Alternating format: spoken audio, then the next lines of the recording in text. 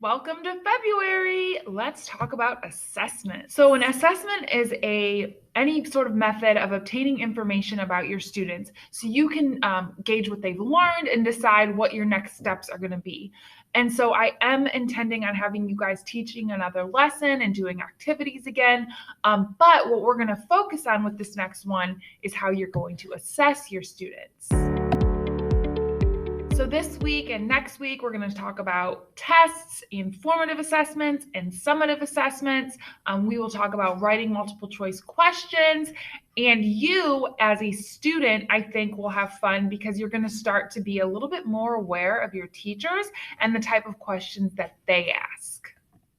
Unrelated, I just finished editing my government video and I realized that I do this with my hands a lot. So when I started recording your video, I grabbed this. And so now I feel myself playing with this. So I'm going to put it down for the rest of the video. So let's talk about assessments. We are going to do that with a good old-fashioned slideshow. And I am going to start with some definitions that you're going to want to know. So, as I mentioned, an assessment is a way to gather information for making decisions about students, your curriculum, programs, schools, and educational policy. An assessment doesn't always have to be a test, but a test is an instrument or a systematic procedure for observing and describing one or more characteristics of a student using either a numerical scale or a classification scheme. So that can be like needs improvement, success, you've probably seen that, or letter grades, or like I said, a number scale. A formative assessment, and we're going to talk about this in a second, is a way to provide information for improvement. And so formative assessments can very often be something you do on the fly or something you do while in the midst of a lesson, while a summative assessment comes at the end of like a big unit. A summative assessment provides information for a final judgment of worth or accomplishment. So as I've mentioned, a formative assessment is something that you're doing while the students are learning in the midst of your lesson. And so there's a variety of methods that you can use to formatively assess your students. And so some methods that you may see from your teachers or some that I've used are just observations, just looking at your students, you can tell, essays or short responses, exit slips, homework, answering questions in class. If you're looking out to a sea of faces who don't know, then that's an assessment you're doing that you're getting that your students aren't quite getting it. And if you get a lot of hands raised and a lot of the right answers, then hey, they get it. Thumbs up, thumbs down. You may have seen some teachers do fist to five. Let me know, how well you know. Projects will tell you, quizzes. And as much as I hate it because I think every teacher does it now and students are just over it, games like Kahoot also help, as well as Pear Deck, which in my regular school year, I use Pear Deck on almost a daily basis. And so I have missed that with this virtual learning. Think about formative assessments. I think of a way to check to see if students are understanding the content that you're teaching. Formative assessment is more like, not like the standardized test and keeping scores, and it's like a quick check to find out how the kids are doing. Almost every time I assign a formative assessment, I catch a misconception. It really takes the guessing game out of summative assessment. I know what my kids are going to get when it comes time for the final test, because throughout the whole teaching process, I have been doing formative assessments. So I know what their strengths are, I know what their weaknesses are, and hopefully I've hit those weaknesses, so everything is going to be strong when it comes time for us to do our actual test. The students are now aware that we will have to do a formative assessment before they're dismissed, so they have come to expect it. I think a lot of teachers are afraid of formative assessments because they think that it sounds like something that's so formal, but really they're just learning the concept, and this is your chance to help them in that process. It's like the hand-holding part of learning. It really makes learning successful for everybody. With formative assessments, it may require that you change the way you were planning on giving information. So if at the end of a day you're realizing none of your students got it, then you might have to redo that lesson, or you might have to find a different method of getting that information to your students. A summative assessment, on the other hand, is something you do at the end. It is the final gauge of what your students have learned, what they know. And so this very often is in the form of a written exam. It can also be in a final project or a final paper. It's something for your students to let you know at the end what they've learned. Now, when it comes to these assessments, let's talk about reliability versus validity. When it comes to reliability, it's referring to how dependable the assessment results are. So an example would be you're deciding what grade to give a student for the 9 weeks. If you base their final grade on only a few questions or a short assessment, or just that, like a final exam, you're going to expect a few pieces of information to be a reliable indicator of learning over the course of the 9 weeks. This is not a reliable indicator.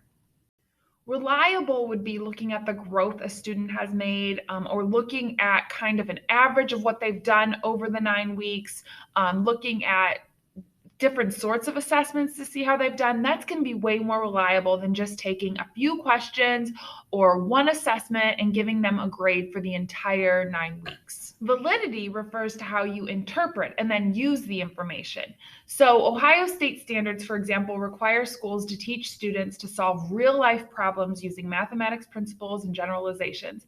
If your assessment or test required students only to recall facts and generalizations, only to memorize, to solve problems that aren't in real life, then you couldn't make a valid evaluations about whether or not your students have met the standard.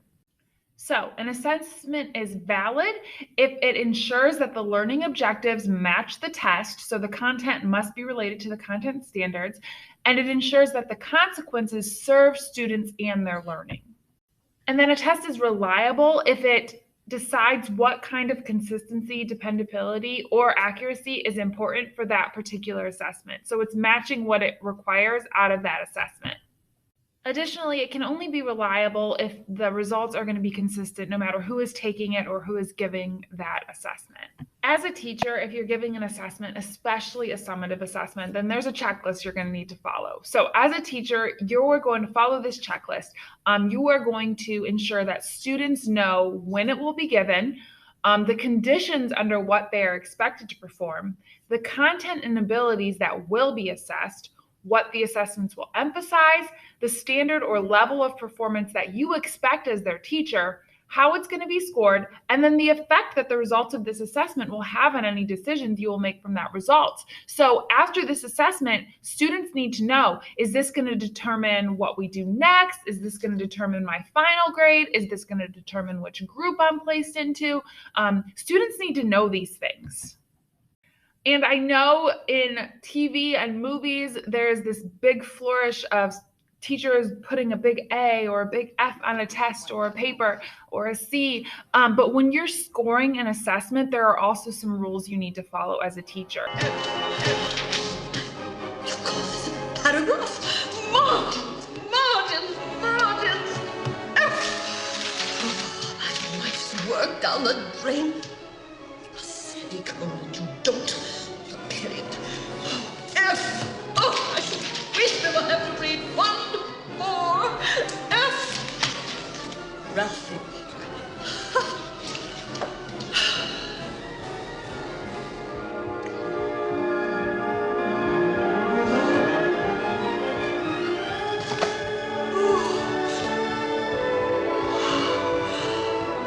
The scene I've been waiting for all my life. Listen to this sentence.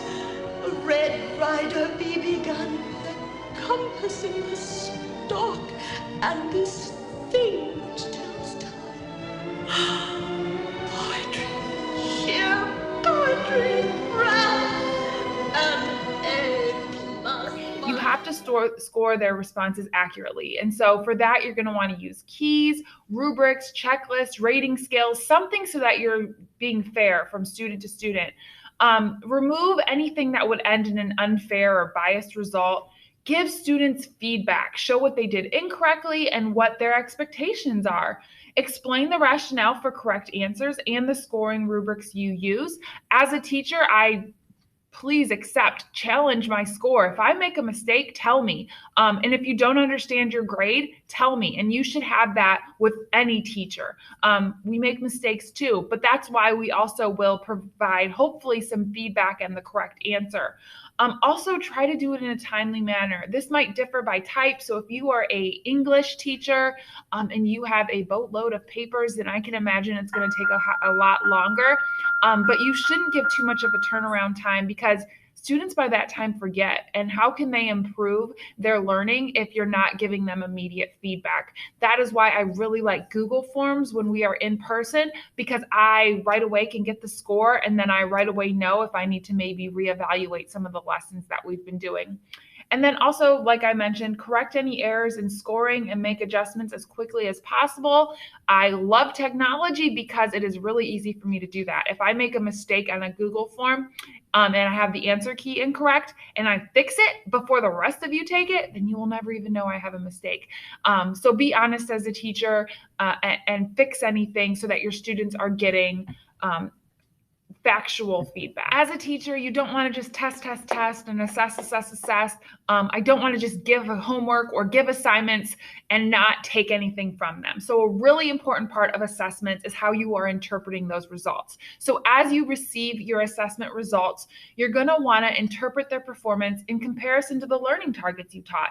So they should be held accountable for the learning targets you taught, for the learning objectives. If you taught a unit on the Revolutionary War and then gave an extra credit assignment on veterans of the Vietnam War, that doesn't belong in the grade or in any feedback about how the students learned what you taught. Or I know some teachers will sometimes add something about like what's going on. So President's Day is coming up in February. I'm not going to add in my assessment something about President's Day.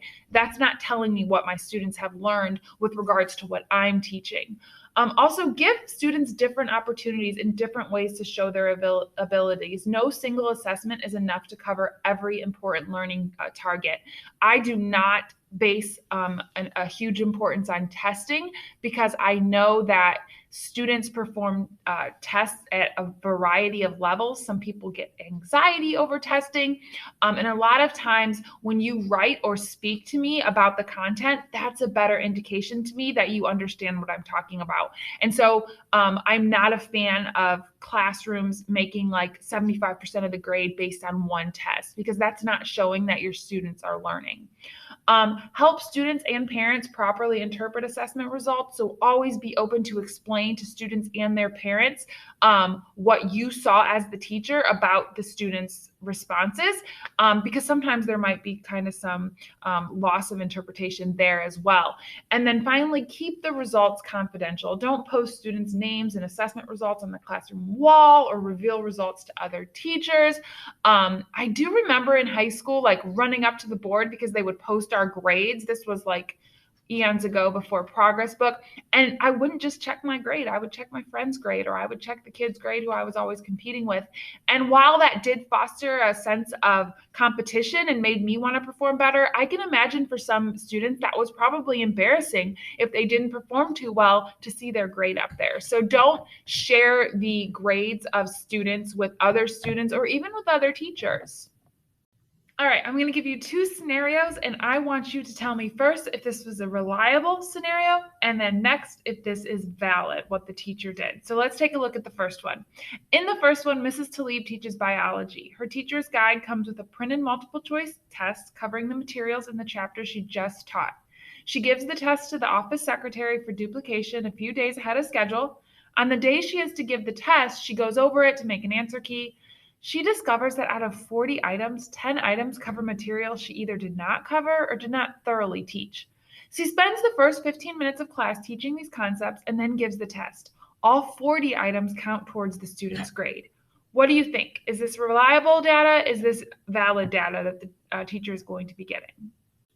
Good if you put that no, it's not reliable or valid. Remember, reliability refers to how dependable the assessment results are. If you're testing students on something you taught them 15 minutes prior to the test, then it's not going to be reliable. And then remember, validity refers to how you interpret and use the information. So what are you going to do with information or data from the test on what you spent 15 minutes teaching? Obviously, you're going to know that next time you need to spend more time teaching it, but this test in this scenario is neither reliable or valid. Let's take a look at another one. Mrs. Demkowitz is marking the assessments of both Jack and Bill. They both received the same score, which is on the borderline between an A and a B. She gives Jack an A and Bill a B. The boys are friends and they compare papers, discovering the different grades for the same score. Jack goes to Mrs. Demkowitz and tells her that Bill deserves the A.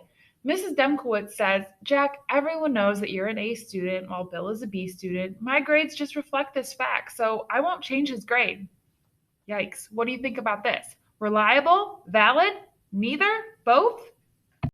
This one's a little tricky. I would argue that this score is reliable because it seems like she's using some sort of a rubric to award the score and then the letter grade. In terms of validity, that's also a little bit tricky. Here's the thing. There are times when a student is on the borderline between an A or a B, and if they consistently try and they get their work done on time and they give an effort, then I'm going to bump it up to an A. If they're skating by and that score is borderline and they've missed a few assignments or they consistently turn things in late, then I'm going to give them a B. However, it's not valid to say you're an A student, you're a B student. There has to be kind of some give and take with that one. So that's a tricky situation, and I'm curious as to what you guys think about that. All right, girls, this ed puzzle is all I have for you this week. We are going to have Megan. Hopefully she already has taught us this while you guys are watching. Megan is going to do her first day of school lesson, and then I should, if I haven't already, I will get you back your rubrics and your scores for how you did on your first day of school lesson. Next week, we will continue on assessing assessments.